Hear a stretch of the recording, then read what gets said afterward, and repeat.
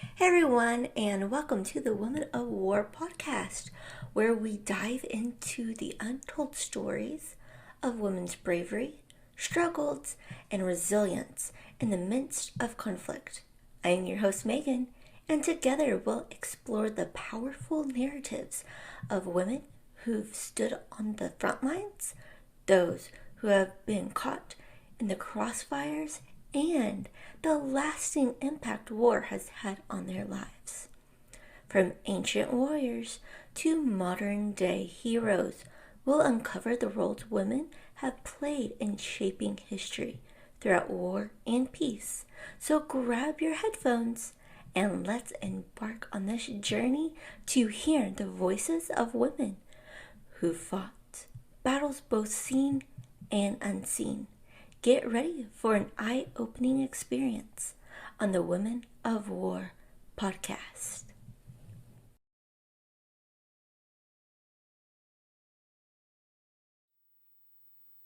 On this episode and the episode for next week, I'll be covering two different women who decided to hang up their dresses and petticoats and trade them in for pants in combat. The first lady we'll be discussing is Hannah Snell. She lived from 1723 to 1792. Hannah Snell was born on April 23rd, 1723, in Rochester, England. She was the youngest of her siblings, despite inheriting wealth from her grandfather. She only learned to read, earning her the nickname Young Amazon Snell for her spirited nature. She was orphaned at 17 and moved to London with her sister. She then married James Sums, which brought her hardship as he squandered away their resources and abandoned her during her pregnancy. After her daughter's death, she disguised herself as her brother-in-law and enlisted in the military to search for her husband. She then discovered that he had been executed. After this knowledge, she joined John Guise's regiment, and she fought in the Duke of Cumberland's army against Bonnie Prince Charlie. When Hannah Snell pretended to be James Gray, her brother-in-law, who was 25 years old, she joined General Guise's regiment, and this was in 1747. She became very good at all stuff military during her training. She did get in some trouble with a sergeant named Davis, and he was very mad at her because he wanted her to do some bad things, and she refused.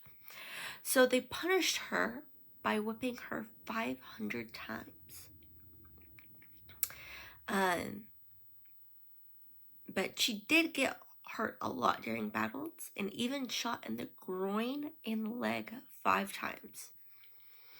After one battle, she went to the hospital where she either took a bullet out herself or got help from a local lady. She went back to her ship and sailed to Bombay. Her shipmates started to think something was odd because she did not shave, and they called her Miss Molly Gray. So, she started flirting with ladies to hide the fact that she was a woman. She got back to London and she told everyone that she was in fact actually a woman. They were all surprised. She ended up writing a book about her adventures and even performed military drills on stage. She got a pension for her service, which was a very rare back then. After getting her pension, Snell retired and ran a pub, and it's to be said to be called the female warrior or even maybe the widow in masquerade, but it did not last long. Then in the mid 1750s, she moved to Newbury in Berkshire, and she married Richard Eylas there in 1759 and had 2 kids. Later in 1772, she married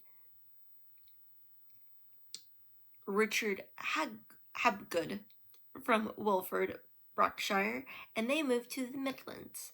By 1785, she was living with her son George Eylas in Strokes, Newton. And 1791, she suddenly got mentally sick and was placed in the Bethlehem Hospital on August 20th, 1791, and died on February 8th, 1792. She's buried at the Chelsea Hospital there. So, wow, to join the military on the journey to find your runaway husband, who to find out later was executed, fight in a war, then leave the military, and she got 500 lashes, then to get married, have 2 more times to both Richards, and open up a bar. Like, she definitely lived her life.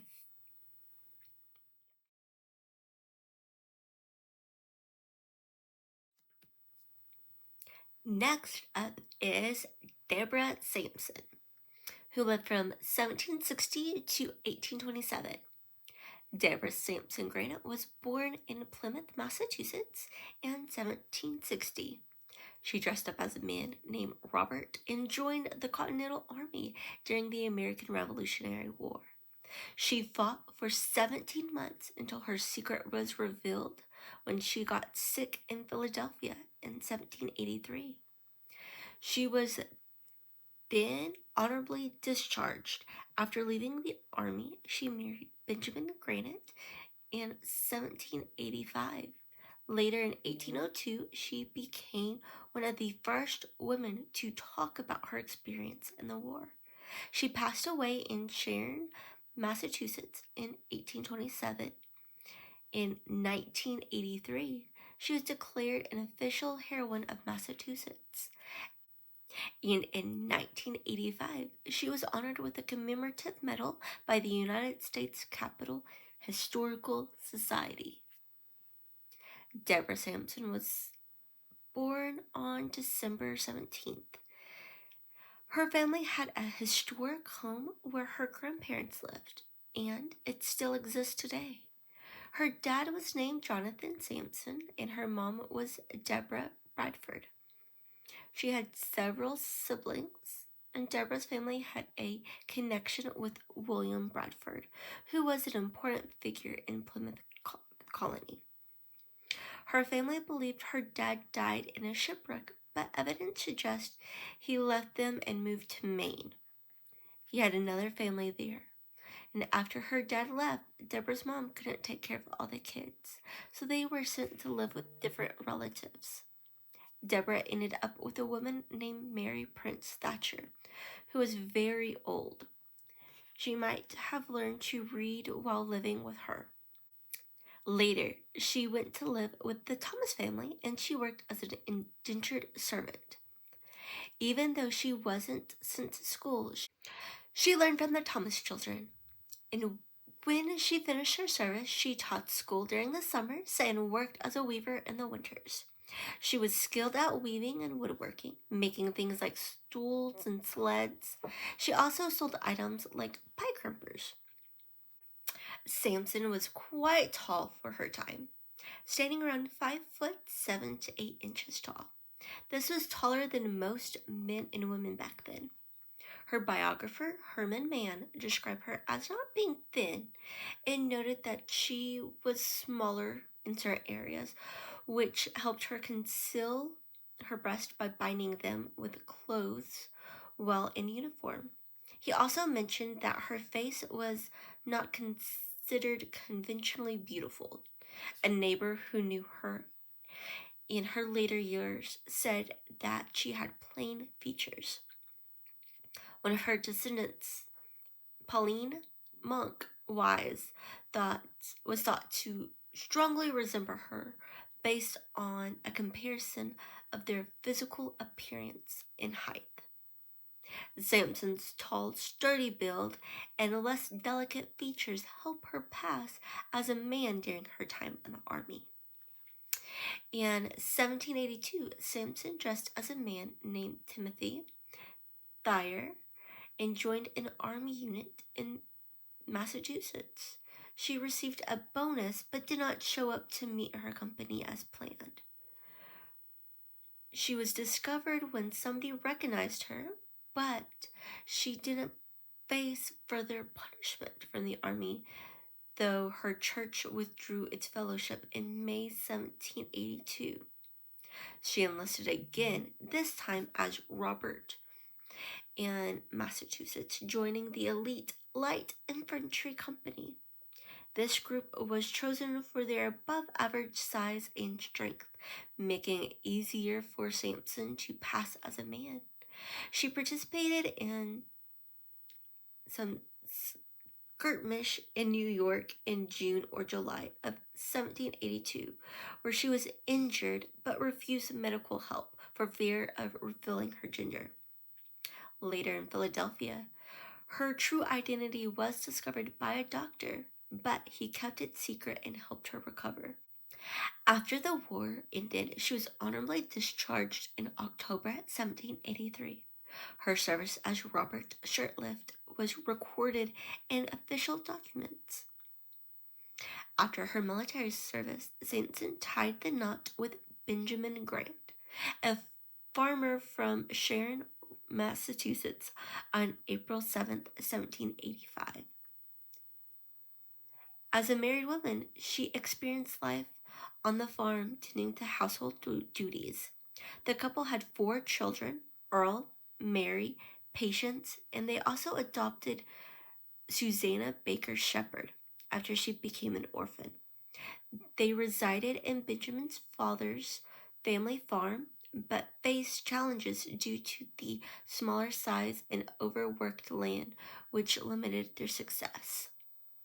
In January 1792, Sampson applied to the Massachusetts state legislation to receive the pay she was owed by the army, which had been withheld because she was a woman. Her petition was granted, and Governor John Hancock signed it, awarding her £34 plus interest from her 1783 discharge. In 1797, Herman Mann published her biography titled The Female Review: Life of Deborah Sampson, a Female Soldier in the War of Revolution. Starting in 1802, Sampson began giving lectures about her wartime experiences. After speaking about traditional gender roles for women, she would return to the stage in her army uniform and perform military drills to demonstrate her skills. Despite these engagements, she and her husband struggled to cover their expenses and often had to borrow money from family and friends, like Paul Revere. Revere advocated for her, writing letters to government officials to request a pension for her military service and injuries. In 1804, Revere wrote to the U.S. Representative William on Sampson's behalf, emphasizing her character and requesting a pension. Congress approved her request on March 11, 1805, placing her on the Massachusetts invalid pension roll at a rate of $4 a month. In 1806, Sampson wrote to Revere again asking for a loan due to her family's illnesses. Revere provided the requested amount. In 1809, she petitioned Congress to modify her pension to start from her discharge in 1783. Although initially denied, her petition was approved in 1816, granting her $76.80 a year. With this pension, she was able to repay her loans and improve her family farm. Sampson died of yellow fever on April 29, 1827. She was buried at Rock Ridge Cemetery in Sharon, Massachusetts. 4 years following Sampson's passing, her husband Benjamin appealed to Congress for a pension as the spouse of a veteran. In 1837, the committee responsible for reviewing the pension declared that no other instance of female heroism, loyalty, and bravery could be found in the history of the Revolution. Although Garnet was granted a petition, he unfortunately passed away before he could receive it. Wow. that was amazing. Both women decided to join the military. They were both good at what they were doing, and they both received a pension, which was very rare at that time. Please leave your thoughts and comments down in the comment section. I would love to hear about it. This is Megan signing off with Women of Work podcast. Don't forget to like, love, subscribe, comment, all those things. It really does help the podcast grow, and I would greatly appreciate it. Thank y'all.